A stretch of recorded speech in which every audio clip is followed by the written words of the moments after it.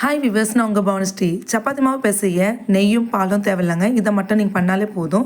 வாங்க ரெடி பண்ணலாம். கோதுமை மாவு எடுத்துங்க, தேவையான சால்ட் சேர்த்துங்க. அந்த மாவுலேயே நம்ம சால்ட்டை நல்லா பிசைஞ்சு எடுத்துக்கலாம். இப்போ நம்ம தண்ணி ஊற்றி பிசைஞ்சிக்கலாம்.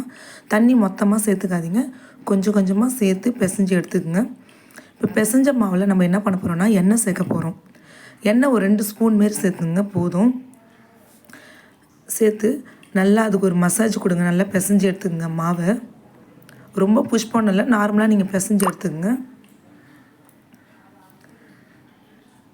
இப்படியே நீங்கள் ட்ரை பண்ணாலே போதுங்க, மாவு நல்லா சாஃப்ட்னஸ் வந்துடும். நீங்களே பாருங்கள், மாவு நல்லா சாஃப்டாகிடும்.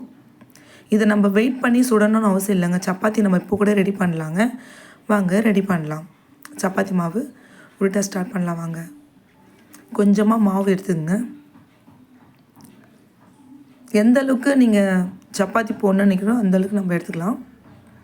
கொஞ்சமாக மாவு எடுத்து உள்ளங்கையில் வச்சு உருட்டி எடுத்துங்க. மாவு தொட்டு மெலிசாக போடுங்க.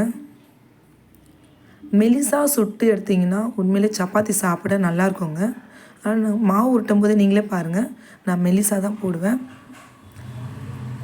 நான் ரவுண்ட் ஷேப்பு நானே உருட்டி ரவுண்ட் ஷேப் கொண்டு வந்துடுவேன்.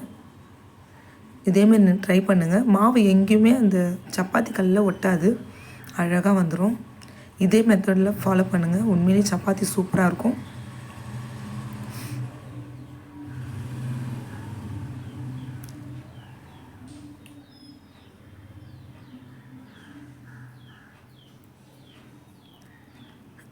சப்பாத்தி ரெடி ஆயிடுச்சுங்க. நம்ம இது ரெடி பண்ணி எடுத்துடலாம். இதேமாரி மெலிசாக போடுங்க, சாப்பிடவும் நல்லாயிருக்கும். கண்டிப்பாக நீங்களே இதே மெத்தடை ஃபாலோ பண்ணுங்கள், செஞ்சு பாருங்கள். தேங்க்யூ, பாய்.